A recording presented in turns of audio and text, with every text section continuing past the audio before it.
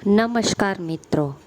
દરેક વ્યક્તિ હંમેશા એવું જ વિચારતી હોય છે કે તેમના પરિવારમાં સુખ શાંતિ રહે, પરિવારના બધા જ સભ્યો હળીમળીને આનંદથી રહેવા જોઈએ. પણ ખરેખર શું આવું જોવા મળે છે? મિત્રો, આજે જે કહાની સંભળાવવાના છીએ એ દરેક ઘરની કહાની છે.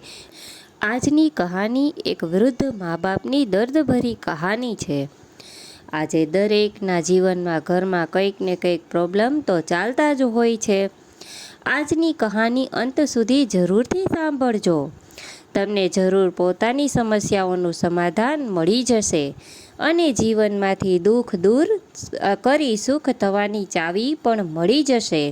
તો સૌપ્રથમ અમારી ચેનલને સબસ્ક્રાઈબ જરૂરથી કરી લેજો. તો ચાલો કહાની શરૂ કરીએ. પ્રશાંત આજે ખૂબ જ ખુશ હતો. 3 વર્ષ જૂનો ઓલ્ટો ગાડી વેચીને આજે 10 લાખની નવી ગાડી ખરીદી હતી. છેલ્લા 10 વર્ષમાં એણે ખૂબ જ પ્રગતિ કરી હતી.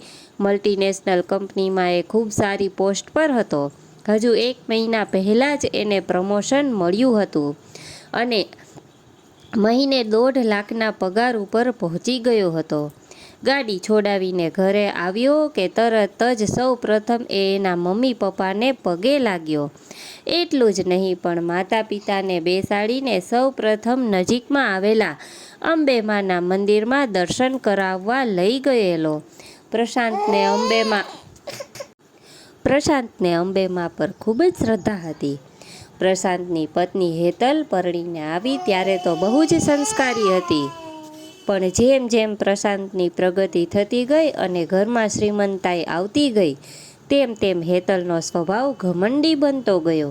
પ્રશાંત માનતો કે એની તમામ પ્રગતિ એના માતા પિતા અને અંબેમાના આશીર્વાદના કારણે છે. આજે હેતલ એવું માનતી હતી કે તેના પોતાના પગલે આ ઘરમાં લક્ષ્મી આવી છે. પ્રશાંતનો નાનો ભાઈ દેવાંશ લેબ ટેકનિશિયન હતો અને વડોદરાની એક હોસ્પિટલમાં નોકરી કરતો હતો. 25,000ના પગારનો એ એક સાધારણ નોકરિયાત હતો. એ એની પત્ની રાધિકા અને એક દીકરી સાથે વડોદરામાં ભાડાના મકાનમાં રહેતો હતો. રમેશભાઈના પોતાના 2 ફ્લેટ સુરતમાં હતા, જેમાંનો એક ફ્લેટ વેચીને તમામ રકમ વર્ષો પહેલાં એણે પ્રશાંતને આપેલી. પ્રશાંતે બાકીની રકમની બેંક લોન લઈ 4 બેડરૂમનો એક લક્ઝુરિયસ ફ્લેટ ખરીદી લીધેલો. આજે એ ફ્લેટની કિંમત પણ 1.5 કરોડ જેટલી હતી. બીજો એક નાનો ફ્લેટ રાકેશભાઈએ દેવાંશને પણ આપેલો. દેવાંશ વડોદરામાં રહેતો હોવાથી એ ફ્લેટ તેણે ભાડે આપેલો. ભાડાના 10,000 રૂપિયા દેવાંશના ખાતામાં રાકેશભાઈ દર મહિને જમા કરાવી દેતા. જૂનો ફ્લેટ વેચી દીધા પછી 10 વર્ષથી રાકેશભાઈ અને સવિતાબેન પોતાના મોટા દીકરા પ્રશાંતના ભેગા જ રહેતા હતા. રાકેશભાઈની ઉંમર પણ હવે તો 75 વર્ષની થઈ ગઈ હતી, જ્યારે સવિતાબેનને 70 વર્ષ થવા આવ્યા હતા. સવિતાબેનને ઢીંચણની તકલીફ હતી. એ માંડ ચાલી શકતા હતા અને સીડી તો બિલકુલ ચડી શકતા ન હતા. દેવાંશ લગભગ દર રવિવારે મમ્મી પપ્પાને મળવા માટે ભાઈના ઘરે આવતો. ક્યારેક ફેમિલી સાથે આવતો તો ક્યારેક એકલો આવી જતો.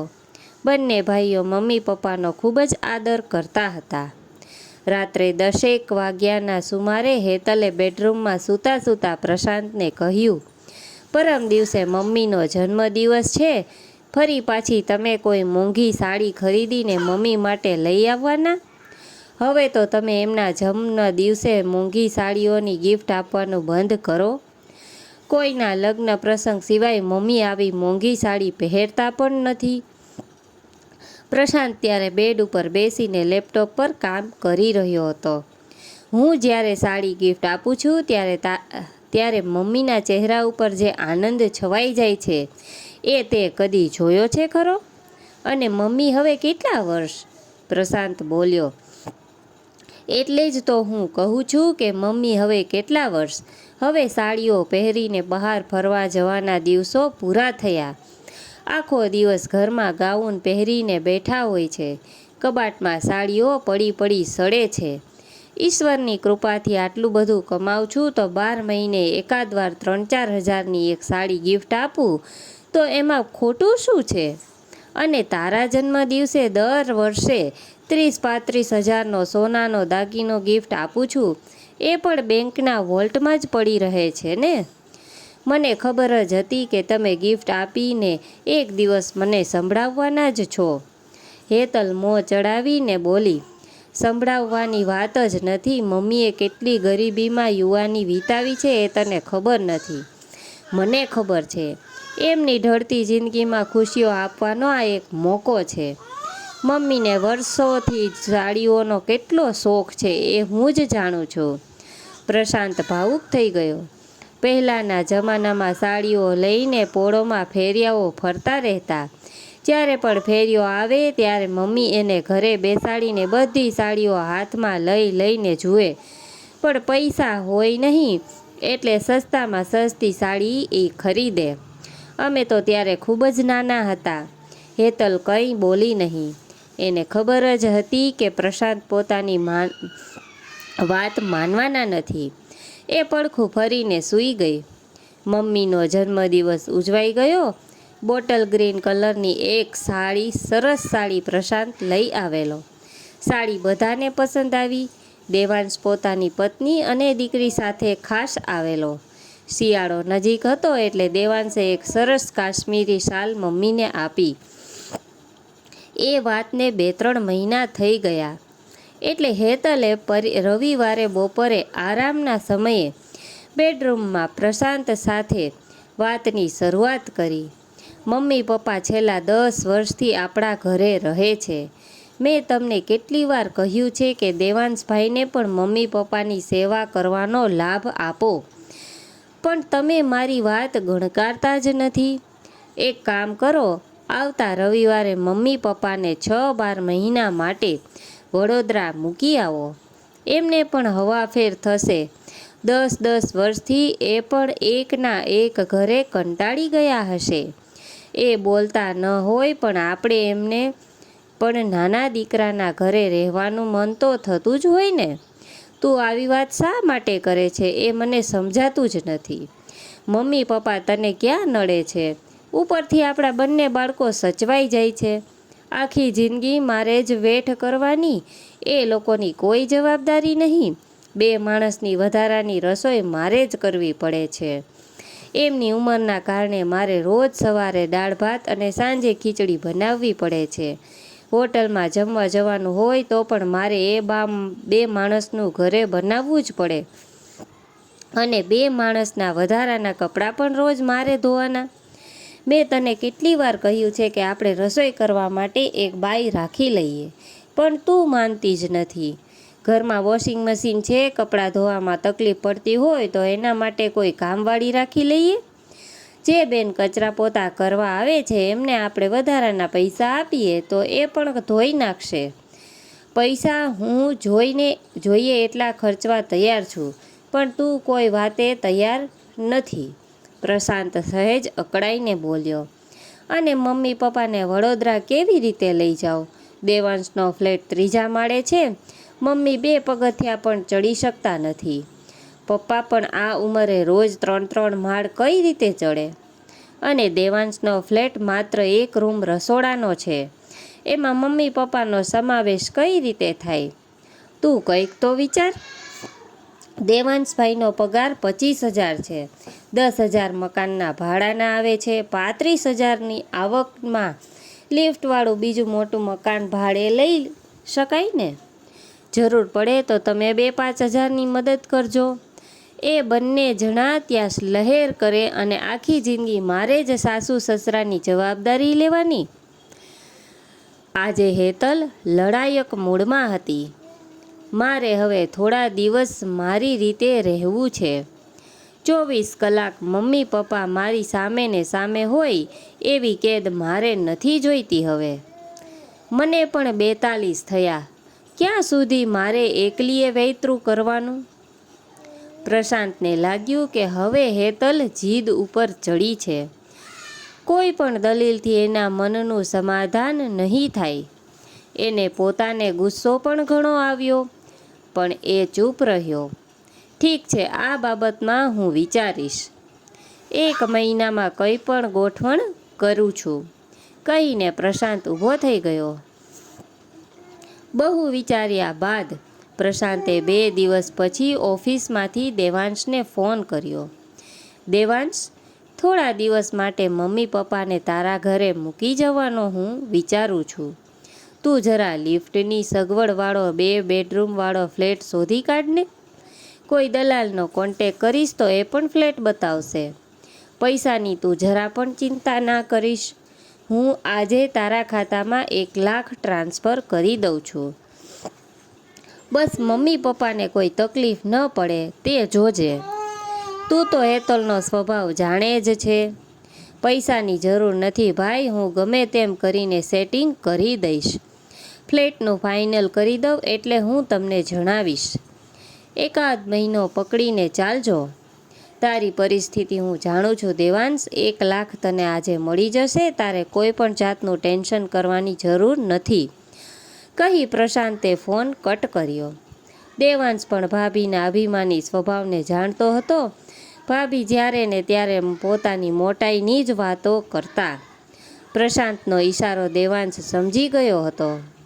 મમ્મી પપ્પાના કારણે બંને વચ્ચે થોડી ઘણી ચળવળ ચોક્કસ થતી હશે, નહીં તો પ્રશાંતભાઈ ક્યારે પણ આવો નિર્ણય ના લે. મમ્મી પપ્પા પોતાની સાથે રહે એવી દેવાંશની પોતાની પણ ઈચ્છા હતી, પણ કેટલીક મજબૂરી હતી એટલે એ ચૂપ રહેતો. મોંઘવારીના આ જમાનામાં 30-35 હજારની કોઈ કિંમત જ ન હતી. 1 રૂમ રસોડાનું મકાન ભાડું પણ 8,000 હતું. બાકી વધા 27,000. દેવાંશની જિંદગી થોડી સંઘર્ષમય હતી. દેવાંશે દલાલને કહી સારા ફ્લેટની શોધ આરંભ કરી અને 15 દિવસ પછી એક સારા એરિયામાં બીજા માળનો એક ફ્લેટ મળી પણ ગયો. મમ્મી પપ્પા આવવાના હતા એટલે કેટલોક નવો સામાન તેમજ એક ડબલ બેડનો પલંગ પણ વસાવી લીધો. પ્રશાંતે 1 લાખ મોકલાવેલા એટલે નવા ફ્લેટની 25,000 ડિપોઝિટ પણ અપાઈ ગઈ. ફ્લેટનું બરોબર ગોઠવાઈ ગયા પછી દેવાંશે પ્રશાંતભાઈને ફોન કરી જાણ કરી. એક સારા એરિયામાં બીજા માળનો એક ફ્લેટ રાખી લીધો છે ભાઈ. લિફ્ટની સગવડ પણ છે. એડ્રેસ તમને મેસેજ કરી દઉં છું. તમને જ્યારે પણ સમય મળે ત્યારે મમ્મી પપ્પાને મારા ઘરે મૂકી જજો. અત્યાર સુધી તમે એમની ઘણી બધી સેવા કરી છે ભાઈ. હવે બાકીની જિંદગી મમ્મી પપ્પા ભલે અમારી સાથે જ રહેતા. રાધિકા પણ બહુ જ ખુશ છે આ નિર્ણયથી. પરંતુ પ્રશાંત માટે આ નિર્ણય લેવો બહુ જ અઘરો હતો. હજુ સુધી એના મમ્મી પપ્પા આ વાતથી સંપૂર્ણપણે અજાણ હતા. બંનેના જીવનમાં વૃદ્ધાવસ્થાની આ ઉંમરે કાયમી સ્થળાંતર થવાનું છે એ ન તો રાકેશભાઈ જાણતા હતા કે ન તો સવિતાબેન. પપ્પા ગઈકાલે દેવાંશનો ફોન હતો. એણે હવે 2 રૂમ રસોડાનો મોટો ફ્લેટ ભાડે રાખ્યો છે. એની ઈચ્છા છે કે મમ્મી પપ્પા મારા આ નવા ફ્લેટમાં થોડા દિવસ માટે રહેવા આવે. કાલે મને ખૂબ જ આગ્રહ કરીને કહેતો હતો. લિફ્ટ પણ છે એટલે મમ્મીને પણ બીજા માળે કાંઈ વાંધો નહીં આવે. પ્રશાંતે રાત્રે જમીને પરવાર્યા પછી મમ્મી પપ્પાના બેડરૂમમાં જઈને વાત કરી. બેટા, દેવાંશનો આટલો બધો જો આગ્રહ હોય તો અમને શું વાંધો હોય? રહી આવશું થોડા દિવસ. પણ એણે મોટો ફ્લેટ શા માટે લીધો? ભાડું પણ વધારે જ હશે ને? એના કોઈ ઓળખીતાનો જ ફ્લેટ છે અને ભાડું પણ માત્ર 2,000 વધારે છે. દેવાંશ કહેતો હતો કે એનો પગાર પણ થોડોક વધ્યો છે એટલે જ એ કહેતો હતો કે થોડા દિવસ મમ્મી પપ્પા સાથે રહેવાનું મન છે. ઠીક છે ભાઈ, તને ટાઈમ હોય ત્યારે લઈ જજે, રાકેશભાઈ બોલ્યા. સવિતાબેનને તો કંઈ બોલવા જેવું જ નહીં. પતિના પગલે પગલે એ ચાલતા. પતિનો નિર્ણય એ પોતાનો નિર્ણય. અને એ ટાઈમ આવી પણ ગયો. ફાગણ માસની એકાદશીનો શુભ દિવસ પપ્પાએ પસંદ કર્યો. 10 વર્ષ પછી રાકેશભાઈ પોતાના પુત્રના ઘરે રહેવા માટે જતા હતા. વિદાયનો એ દિવસ બધા માટે ખૂબ જ પીડાદાયક હતો. પ્રશાંતના બંને સંતાનો તો મોટા ભાગે દાદા દાદી પાસે જ રહેતા હતા, એટલે એમને તો આ વિદાય બહુ જ વસમી લાગી. રાકેશભાઈ અને સવિતાબેન ખૂબ જ ભાવુક થઈ ગયા હતા. વર્ષોથી આ ઘરની માયા લાગી હતી. સવિતાબેન હેતલને બાથમાં લઈને રડી પડ્યા. એમને વહુને હંમેશા દીકરી જ માની હતી. હેતલ પોતે પણ છેલ્લી ઘડીએ તો લાગણીવશ બની ગઈ. આ ઘરમાં આવીને હેતલને જે પણ માન, મોભો અને સંપત્તિ મળ્યા હતા, એનો યશ એની સાસુને જ જતો હતો. હેતલ સવિતાબેનની ખાસ બહેનપણી અમૃતાબેનની દીકરી હતી. અમૃતાબેનના ડિવોર્સ થયેલા હતા. મા અને દીકરી એકલા જ રહેતા હતા. લગભગ 18 વર્ષ પહેલાં અમૃતાબેનનું કમળામાં અવસાન થઈ ગયું. ત્યારે હેતલ 24 વર્ષની હતી. ગ્રેજ્યુએટ થઈ ગયેલી હેતલ દેખાવમાં પણ ખૂબ જ સુંદર હતી. મા વગરની દીકરીનો હાથ પકડવાનું સવિતાબેને નક્કી કર્યું અને 1 વર્ષ પછી પ્રશાંત સાથે હેતલના લગ્ન કરાવ્યા. આજે એ જ સવિતાબેનને એ ઘરમાંથી બહાર કાઢી રહી હતી. ઈશ્વરે એને ઘણું આપ્યું હતું, પણ એને હવે સ્વતંત્રતા જોઈતી હતી. પોતાની રીતે જિંદગી જીવવી હતી. બસ હવે કોઈ બંધન નહીં. અને હેતલને બંધનમાંથી મુક્ત કરીને પ્રશાંતની ગાડી 3 વાગે વડોદરા જવા ઉપડી ગઈ. હેતલ હવે આઝાદ હતી. લગભગ 1.5 કલાકમાં પ્રશાંતની ગાડી દેવાંશના ઘરે પહોંચી ગઈ. દેવાંશ અને રાધિકાએ ખૂબ જ ભાવથી મમ્મી પપ્પાનું સ્વાગત કર્યું. દેવાંશનો ફ્લેટ જોઈને પ્રશાંત ખુશ થયો. મમ્મી પપ્પાને અહીં કોઈ તકલીફ નહીં પડે એવી એને ખાતરી થઈ ગઈ. રાકેશભાઈ અને સવિતાબેન પણ ખૂબ જ ખુશ હતા. 1.5 કલાક જેવું રોકાઈને મમ્મી પપ્પાના ચરણ સ્પર્શ કરીને પ્રશાંત નીચે ઉતરી ગયો. વિદાય લેતા એની આંખો ભીની થઈ ગઈ હતી. ખબર નથી પડતી આટલા વર્ષે હેતલે કેમ આવી જીદ પકડી. જે પણ થયું એનું મને બહુ જ દુઃખ છે. મમ્મી પપ્પા તારા ઘરે ખૂબ સુખી જ રહેશે. નીચે આવીને ગાડીમાં બેસતા પહેલાં પ્રશાંત બોલ્યો અને જતાં જતાં દેવાંશના હાથમાં 50,000નું કવર આપ્યું. પ્રશાંત ઘરે આવી ગયો, પણ આજે ઘર ખૂબ જ સૂનું લાગતું હતું. હેતલ પ્રત્યે મન ખાટું થઈ ગયું હતું. રાત્રે ઘરે આવીને કોઈની પણ સાથે વાત કરી નહીં. ચૂપચાપ જમીને સૂઈ ગયો. સમય પસાર થતો ગયો. 2 મહિના પછી રાકેશભાઈને હાર્ટ એટેક આવ્યો. હોસ્પિટલમાં દાખલ કર્યા, પણ તેઓ બચી શક્યા નહીં અને એમણે દેહ છોડી દીધો. પ્રશાંત માટે પિતાની વિદાય ખૂબ જ વસમી હતી. દેવાંશના ઘરે આવ્યા પછી 2 જ મહિનામાં એ દેવલોક પામ્યા. ધીરે ધીરે પ્રશાંતની જોબ પર પણ પ્રોબ્લેમ થવા લાગી. પ્રશાંત જે કંપનીમાં જોબ કરતો હતો તે કંપની પોતે નાણાકીય સંકટમાં આવી ગઈ, એટલે કેટલાક કર્મચારીઓને છૂટા કરી દીધા. પ્રશાંતનું કામ સારું હતું એટલે એને છૂટો ના કર્યો, પણ એની ટ્રાન્સફર બેંગ્લોર કરી. બેંગ્લોર સુધી જવાની પ્રશાંતની કોઈ જ તૈયારી ન હતી, એટલે એણે છેવટે રાજીનામું આપી દેવું પડ્યું. 1.5 લાખના પગારની આવક અચાનક જ બંધ થઈ ગઈ. પ્રશાંત બીજી જોબ માટે એપ્લાય કરતો રહ્યો, પણ 40,000થી વધારે કોઈ પગાર કોઈ કંપની આપવા તૈયાર ન હતી. 1.5 લાખના પગારમાંથી સીધા 40,000 ઉપર ડાઉન થવાનું પ્રશાંતને યોગ્ય નહોતું લાગતું, એટલે એણે રાહ જોવાનું નક્કી કર્યું અને એમાં બીજા 6 મહિના નીકળી ગયા. પ્રશાંતની આવક બિલકુલ બંધ થઈ ગઈ હતી. જે પણ બચત હતી તે પણ વપરાવા લાગી. હેતલના અને બાળકોના સારા ભાવિ માટે લાગણીઓમાં આવીને પોતાનો 1 કરોડનો જે વીમો ઉતરાવ્યો હતો, એનું મોટું પ્રીમિયમ પણ હવે તો ભારે પડવા લાગ્યું. પ્રશાંતને હવે તો પાકી ખાતરી થઈ ગઈ કે મમ્મી પપ્પાને આ ઘરમાંથી દૂર કર્યા એનો જ મોટો અભિશાપ એને લાગ્યો. જોકે સીધી રીતે તો એ પોતે જવાબદાર હતો જ નહીં, તો પણ હેતલની વાતમાં આવીને એણે જે આ પગલું ભર્યું એ એને ડંખી રહ્યું હતું.